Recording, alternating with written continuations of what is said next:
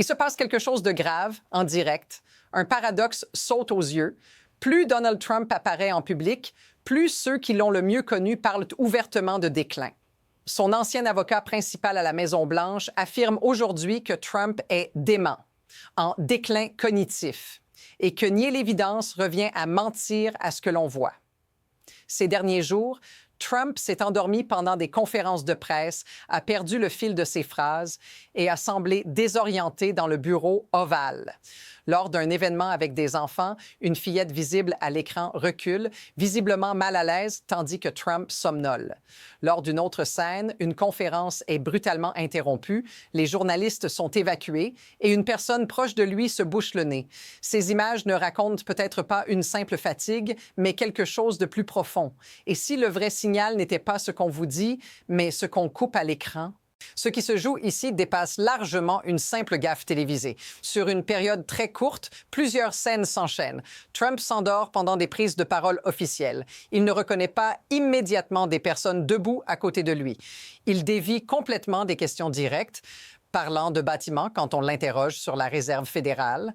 Face à des journalistes d'ABC, il n'apporte pas de réponse de fond et attaque systématiquement la chaîne. Dans l'Iowa, il affirme que la Chine lui enverra un projet de loi à signer, comme s'il confondait un pays étranger avec le Congrès américain. Pris séparément, chaque moment pourrait être excusé. Ensemble, ils dessinent un schéma. Et c'est là que l'histoire se déplace.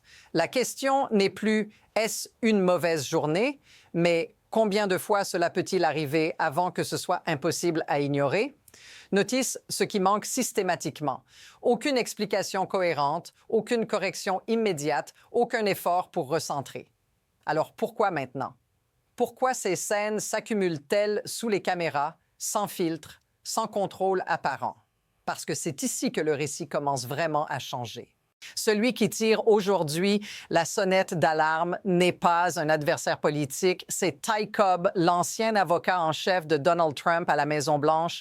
Sur plusieurs plateaux, il déclare sans détour « C'est un homme qui est dément », ajoutant que son déclin cognitif est palpable. Il affirme que ceux qui n'y croient pas sont dans le déni ou trop investis pour accepter ce que leurs yeux leur montrent. Ce ne sont pas des mots choisis au hasard. Ce sont des accusations répétées, assumées, publiques. Quand un ancien pilier de l'intérieur parle ainsi, ce n'est plus une rumeur extérieure, c'est une fissure interne. Et maintenant, regarde ce qui accompagne ces mots. Trump perd ses phrases, enchaîne des sujets sans lien, cherche des personnes présentes dans la pièce. Lors d'une conférence, il ne sait pas que RFK Jr. est à côté de lui et demande « Où est Bobby ?» Personne ne corrige immédiatement. Personne ne recadre. Notice ce qui manque encore une fois. Aucune défense médicale claire. Aucun démenti factuel. Alors si ceux qui l'ont vu fonctionner de près parlent ainsi, que savent-ils que le public n'a pas encore entièrement compris? Et c'est ici que la situation s'intensifie. Ces scènes ne restent plus confinées à un seul événement. Elles se répètent dans des lieux différents, devant des publics différents, bureaux ovales, conférences de presse, déplacements officiels. Une conférence est brusquement écourtée, les journalistes sont sortis précipitamment et les caméras captent une réaction inhabituelle d'une personne proche de Trump qui se bouche le nez, visiblement mal à l'aise. Ce n'est pas une image anodine, c'est une rupture de normalité. Pendant ce même moment, Trump semble désorienté, silencieux, absent. Ce type de coupure soudaine n'arrive pas sans raison. Historiquement, les présidences cherchent à contrôler l'image à tout prix. Quand le contrôle lâche, c'est rarement par accident. Et c'est là que le précédent devient troublant. Dans d'autres époques, quand des dirigeants montraient des signes similaires, l'appareil autour d'eux se resserrait. Ici, l'inverse se produit. Les scènes passent. Elles s'accumulent, elles deviennent presque routinières. Mais voici le basculement. Ce qui choque le plus n'est plus l'incident, c'est la rapidité avec laquelle il devient normal. Et quand quelque chose d'anormal devient normal, la suite est rarement calme. À ce stade, les images ne suffisent plus. D'autres voix entrent en scène.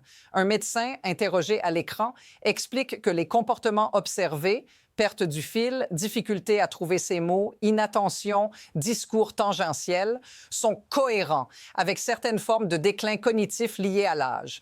Il précise qu'il n'a pas accès au dossier médical, mais qu'il décrit uniquement ce qui est visible publiquement. Il évoque aussi des changements de comportement, des réactions excessives, des accès de colère inhabituels. Puis vient un détail qui change la lecture. Il rappelle que le père de Donald Trump a souffert d'un déclin cognitif lié à l'âge, largement documenté, et que des membres de la famille ont déjà parlé de similitudes. Ce n'est pas une accusation, c'est une mise en contexte. À partir de là, la question n'est plus « est-ce possible ?», mais « pourquoi continue-t-on comme si de rien n'était ?» Et observe la contradiction. Publiquement, Trump se présente comme énergique, inébranlable. Dans les faits, il confond pays et institutions, répond à côté des questions, s'égare en pleine phrase. Les mots disent une chose, les images en montrent une autre. C'est ici que la perception change définitivement, parce qu'une fois que tu vois ce décalage, tu ne peux plus l'ignorer. Et maintenant, tout s'accélère. En l'espace de quelques jours, les scènes s'empilent.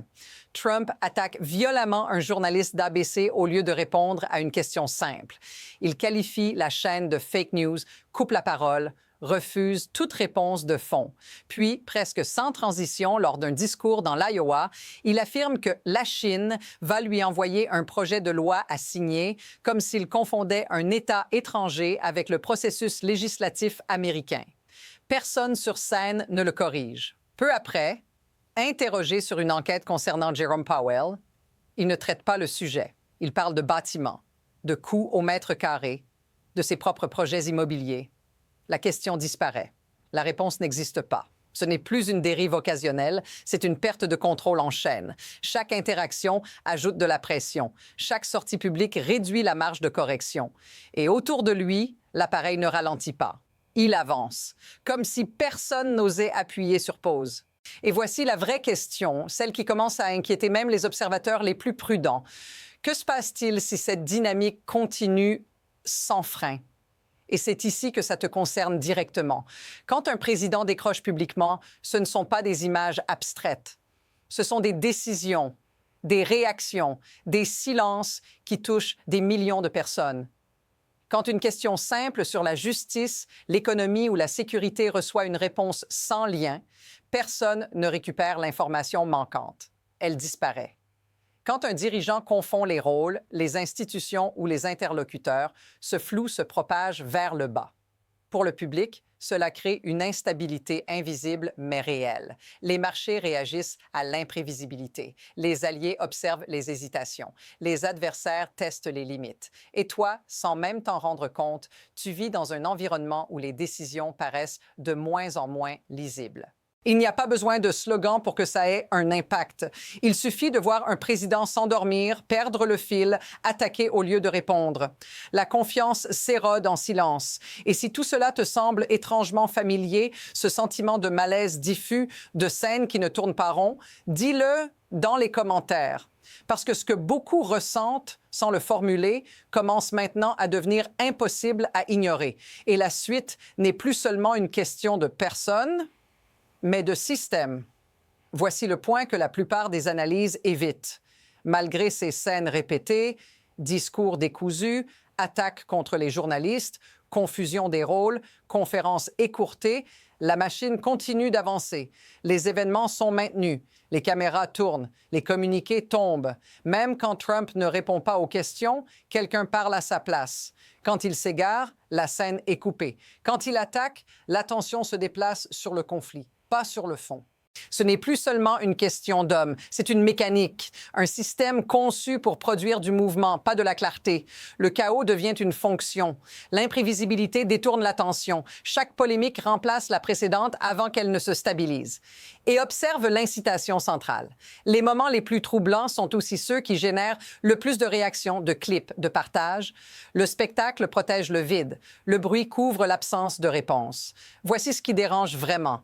Un système peut continuer à fonctionner même quand la personne au centre vacille, tant que personne n'a intérêt à arrêter la machine. Et si c'est vrai, alors la question suivante devient inévitable. Jusqu'où ce système peut-il aller avant de se heurter à la réalité? Et maintenant, regarde ce qui se dessine juste devant nous. Deux trajectoires commencent à apparaître. La première est celle de la continuité. Les apparitions publiques continuent, les écarts s'accumulent, les réponses restent floues. Le système absorbe chaque incident comme un bruit de fond supplémentaire. Tant que les scènes génèrent de l'attention, elles remplissent leur fonction. Rien ne force un arrêt immédiat. Mais il y a une deuxième trajectoire. Plus les confusions sont visibles, plus elles deviennent difficiles à recadrer. Chaque nouvelle scène est comparée à la précédente. Chaque lapsus s'ajoute à un historique. Et à un certain point, le doute cesse d'être marginal. Il devient central. Pas par un scandale unique, mais par saturation. Le basculement ne viendrait pas d'une révélation spectaculaire. Il viendrait d'un moment banal, une question trop simple, une réponse impossible à improviser, une scène qu'on ne peut pas couper assez vite. Et c'est là que la tension monte vraiment. Parce que ce prochain moment n'est pas hypothétique. Il est en formation. Chaque prise de parole augmente la probabilité. La seule inconnue, désormais, n'est pas si quelque chose va arriver. C'est quand. Et voici l'idée clé à retenir. Rien de tout cela ne repose sur une seule phrase, une seule vidéo ou un seul témoignage. Ce sont des fragments répétés, des scènes publiques, des réponses manquées, des conférences écourtées, des proches qui parlent, des anciens alliés qui ne défendent plus. Pris isolément, chaque moment peut être minimisé. Ensemble, ils forment un récit que plus personne ne contrôle vraiment. Le vrai sujet n'est pas de savoir si Donald Trump va encore trébucher publiquement, c'est que le système autour de lui est déjà en train de s'adapter à cette instabilité. Et quand un système s'adapte, il normalise, il avance. Il ne s'arrête que lorsqu'il y est forcé. Reformule tout en une phrase. Ce que tu observes n'est pas un effondrement soudain, mais une lente exposition en plein jour. Et voici la boucle qui se referme. Chaque apparition ajoute une pièce au puzzle.